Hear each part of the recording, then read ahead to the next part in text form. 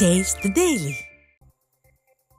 புதுக்கோட்டை மாவட்டம் திருமயம் அருகே அதிமுக நிர்வாகி ஜகபர் அலி கொலை செய்யப்பட்ட வழக்கில் பிடிப்பட்ட 5 பேரையும் 3 நாட்கள் சிபிசிஐடி காவலில் எடுத்து விசாரிக்க நீதித்துறை நடுவர் நீதிமன்றம் அனுமதி வழங்கியுள்ளது. கனிம வளங்கள் கொள்ளை குறித்து வட்டாட்சியர், வருவாய் கோட்டாட்சியரிடம் தொடர்ந்து புகார் அளித்து வந்த ஜகபர் அலி ஜனவரி 13ஆம் தேதி கல்குவாரி உரிமையாளர்களால் லாரி ஏற்றிக் கொல்லப்பட்டார்.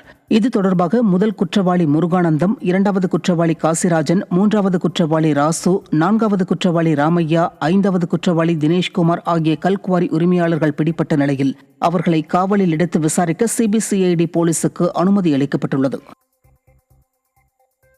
ஆசிரியர்கள் மீது சுமத்தப்பட்டுள்ள பாரத்தை குறைத்து கற்றல் கற்பித்தல் பணியை மேற்கொள்ள வாய்ப்பு ஏற்படுத்தி தர வேண்டுமாறு தேசிய பணி நிறைவு ஆசிரியர் சங்க கூட்டமைப்பு கோரிக்கையை விடுத்துள்ளது. இது தொடர்பாக செய்தியாளர்களை சந்தித்த கூட்டமைப்பினர் யூடிஸ் எனப்படும் கல்விக்கான ஒருங்கிணைந்த மாவட்ட தகவல் அமைப்பு மற்றும் எமிஸ் எனப்படும் கல்வி மேலாண்மை தகவல் அமைப்பு ஆகியவற்றில் மாணவர்களின் விவரங்கள் பதிவேற்றம் செய்ய பெரும் நேர செலவினத்தை ஏற்படுத்துவதால் கற்றல் மற்றும் கற்பித்தல் பணி பாதிப்பதாக ஆதங்கம் தெரிவித்தனர்.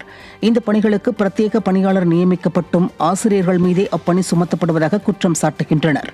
எனவே ஸ்டாலின் அரசின் உதயநிதி புகழ்பாடும் அமைச்சர் அன்பில் மகேஷ் ஆசிரியர்களுக்கு பணி பாதுகாப்பை வழங்க வேண்டும் என்று வேண்டுகோள் விடுத்துள்ளனர்.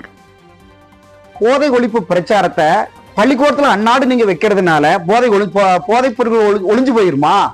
பள்ளிக்கூடத்து பசங்க போதைப் பொருட்களை பயன்படுத்துறாங்கன்னா அது எந்த கடையில விக்குது, யாரு விக்கிறாங்க அப்படிங்கறத கண்டுபிடிச்சு அவனை நடு ரோட்ல விச்சு சுட்டு தள்ளுங்களேன். இந்த பணியே வாத்தியார் ஆசிரியர் பெருமக்கள் மேல துணிக்கிறீங்க. எங்களுக்கு உண்டான மரியாதை போச்சு, எங்களுக்கு உண்டான பணிச்சுமையால எங்களுடைய மன நிம்மதி போயிடுச்சு. பெரும்பான்மையான ஆசிரியர் பெருமக்கள் மன உளைச்சல்ல விஆர்எஸ் கொடுக்கறதுக்கு தயாரான நிலையில் இருக்காங்க.